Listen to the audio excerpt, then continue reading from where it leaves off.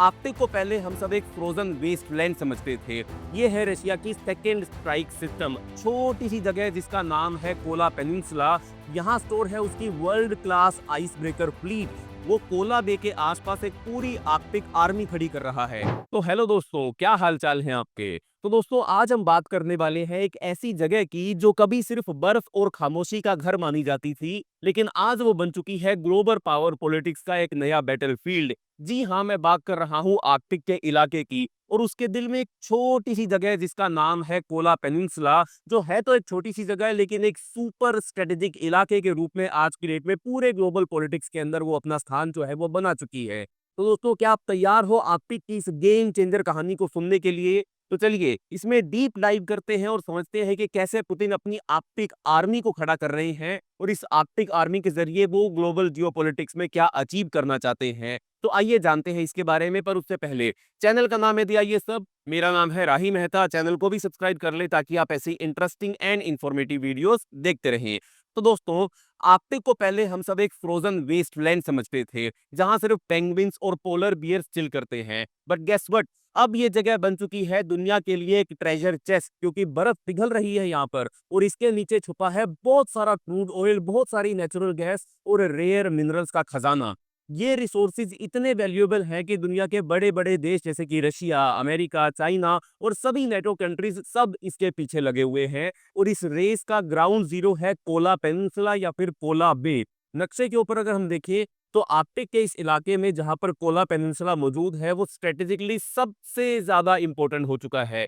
यहां से रशिया अपनी न्यूक्लियर सबमरीन्स ऑपरेट करता है। यहाँ स्टोर है उसकी world class ice breaker fleet, और यहाँ से वो आर्कटिक के ट्रेड रूट्स और रिसोर्सेज को कंट्रोल भी कर रहा है। सोच लो, एक छोटी सी जगह से रशिया पूरी दुनिया के पावर बैलेंस को चैलेंज करने का काम कर रहा है। चलो थोड़ी देर के लिए इस बात पर थोड़ा और जूम करते हैं, कोला बे के ऊपर थोड़ी और ज्यादा इंफॉर्मेशन गैदर करते हैं। दोस्तों, ये जगह इतनी रिस्ट्रिक्टेड है कि नॉर्मल लोग तो यहाँ पर जा ही नहीं सकते हैं। यहाँ मिलिट्री बेसिस हैं, हाई सिक्योरिटी जोन्स हैं, और रशिया का फुल ऑन आर्कटिक का मास्टर प्लान यहीं से चलता है। लेकिन यहाँ से क्या क्या होता है, चलिए इसको थोड़ा और जूम इन करके देखते हैं। दोस्तों, रशिया यहाँ से आर्कटिक के सी बेड से ऑयल, गैस और मिनरल निकाल रहा है। यहाँ रखी है उसकी दुनिया की सबसे बड़ी आइस ब्रेकर फ्लीट, जो आर्कटिक की बर्फ को तोड़कर वहां से ट्रेड रूट्स डेवलप कर सकती है। ये आर्कटिक का ये जो पूरा इलाका है, यहीं पर इस पूरे इलाके में ही इस कोला पेनिनसुला के पास आर्कटिक में रशिया के बहुत सारे बेसिस भी मौजूद हैं, बहुत सारे नेवल पोर्ट भी मौजूद हैं, और यहीं पर रशिया का सबसे बड़ा शिपिंग पोर्ट भी मौजूद है जिसका नाम है मुर्मांस्क, जहां से रशिया फ्यूचर में अपने सारे रिसोर्सेज को एक्सपोर्ट करने का काम करेगा।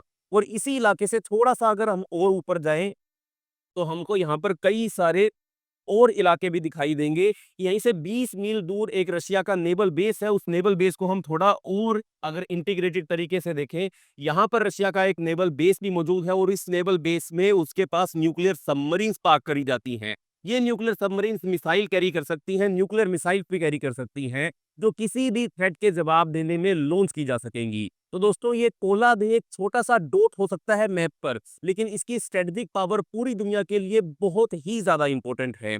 और अब सुनो, रशिया यहाँ सिर्फ ट्रेड और रिसोर्सेज के चक्कर में नहीं है, वो कोला बे के आसपास एक पूरी आर्कटिक आर्मी खड़ी कर रहा है। ये आर्मी स्पेशली ट्रेंड है पोलर वॉरफेयर के लिए, मतलब एक्सट्रीम कोल्ड, आईसी टेरेन और हाई स्टेक्स मिशन के लिए पुतिन की जो आर्मी है वो पूरी तरीके से यहाँ पर तैयार खड़ी है।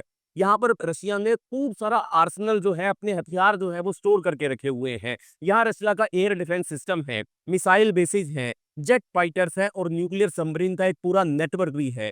ये सब इंश्योर करता है कि आर्कटिक में रशिया के इंटरेस्ट जो है उनको कोई भी कभी चैलेंज ना कर सके। तभी आप देखिए, एग्जिस्टिंग बेस ही रशिया का इतना बड़ा है, और धीरे धीरे रशिया ने अपना सारा का सारा बेस कितना ज्यादा पावरफुल और कितना ज्यादा वास्ट कर लिया है। यहाँ पर मिसाइल लोडिंग फैसिलिटी भी रशिया की मौजूद है, और नई स्टोरेज फैसिलिटी जो है वो इस पूरे इलाके के अंदर और भी ज्यादा डेवलप करवाई जा रही है।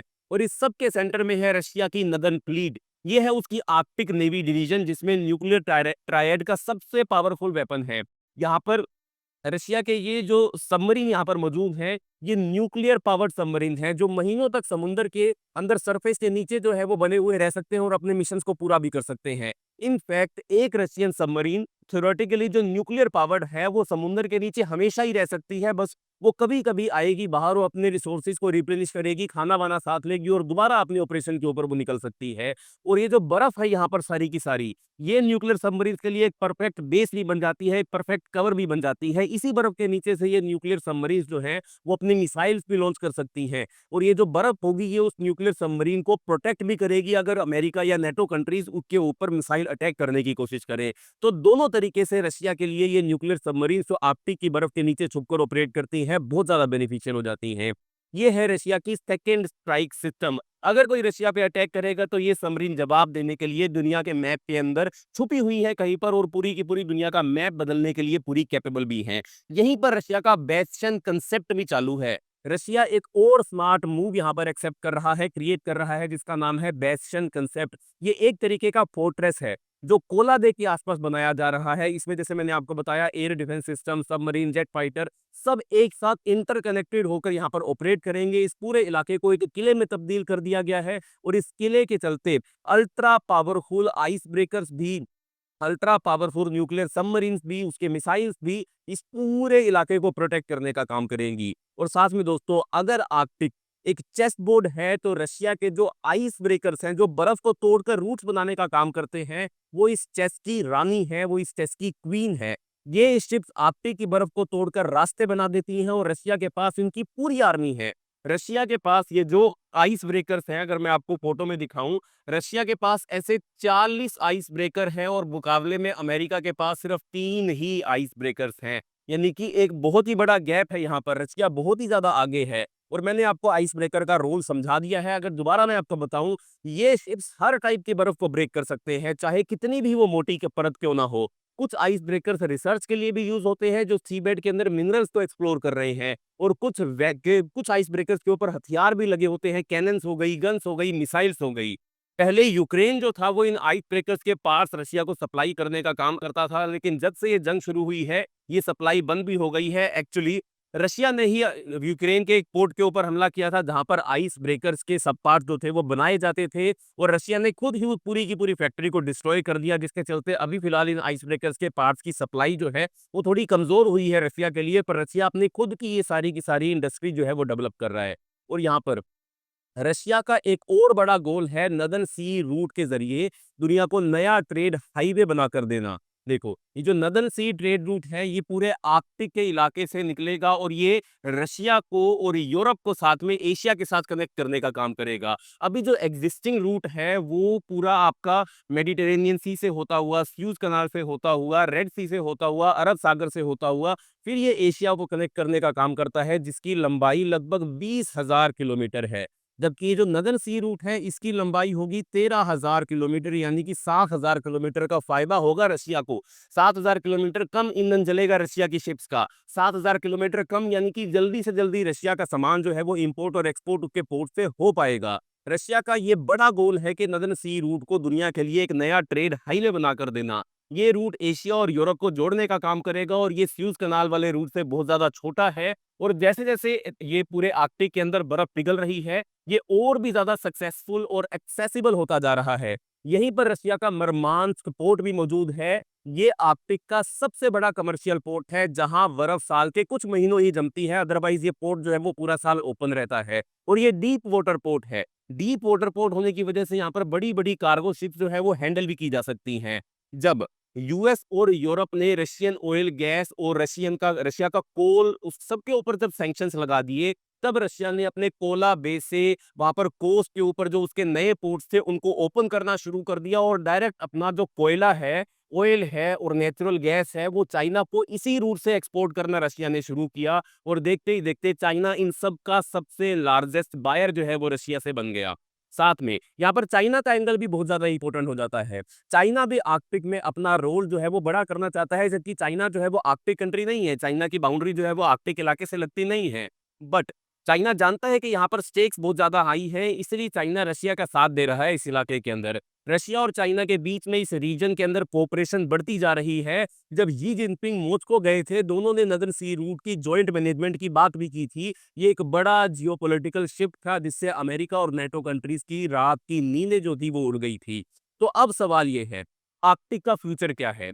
क्या ये सिर्फ ट्रेड और रिसोर्स का गेम रहेगा? यहाँ कोई बड़ा कॉन्फ्लिक्ट होने की बहुत ज़्यादा आकांक्षाएँ हैं। सबसे पहले अगर हम बात करें यहाँ पर नेटो की टेंशन के बारे में, NATO country specially America Arctic को लेकर सीरियस हो रहे हैं। याद है अमेरिका ने ग्रीनलैंड को खरीदने की बात भी की थी। हाँ, वो बहुत ही क्रेज़ी प्लान जो ट्रंप ने दुनिया के सामने लाकर रखा था, तो वो इसीलिए ही था ताकि अमेरिका भी आर्कटिक के अंदर अपनी प्रेज़ेंस को और भी ज़्यादा बढ़ा सके। अब नेटो कंट्रीज़ अपनी मिलिट्री कैपेबिलिटीज़ बिल्ड कर रही हैं, क्योंकि वो यूएस के सपोर्ट के ऊपर अब डिपेंड नहीं रहना चाहती हैं। इसका मतलब ये है कि इस पूरे इलाके के अंदर गरमा-गर्मी जो है वो फ्यूचर में बढ़ने वाली है। ये एक नया बैटलफ़ील्ड ज़रूर बनेगा। साथ में कनाडा के भी यहाँ पर प्लान्स हैं, क्योंकि कनाडा जो है वो आर्कटिक सर्कल को लगता है, आर्कटिक के साथ उसकी बाउंड्री अटैच है। वो भी अपना Arctic route north west passage develop करने की बात कर रहा है, लेकिन उनका प्लान जो है वो कभी बहुत पीछे है, काफ़ी साल दूर जो है वो कनाडा का प्लान अभी है। हाल-फिलहाल में कनाडा जो है वो इसके ऊपर अपना किसी भी प्रकार का कंट्रोल जो है वो एस्टेब्लिश नहीं कर पाएगा। रशिया यहीं पर लीड कर रहा है।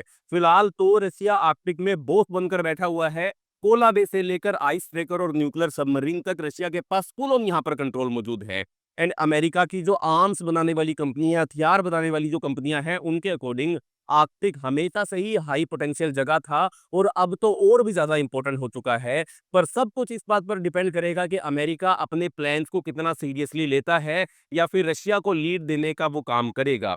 तो दोस्तों, आर्कटिक अब सिर्फ एक डेजर्ट नहीं है, ये एक जियोपॉलिटिकल चेस बोर्ड है, जहां कोला बे गेम चेंजर का सेंटर बन चुका है। रशिया यहां से ना सिर्फ ट्रेड और रिसोर्सेज कंट्रोल कर रहा है, बल्कि अपनी मिलिट्री माइट को और भी ज्यादा दुनिया को दिखाने का काम कर रहा है। और जैसे जैसे यहाँ पर बर्फ पिघल रही है, ये रेस और भी ज्यादा इंटेंस होने वाली है।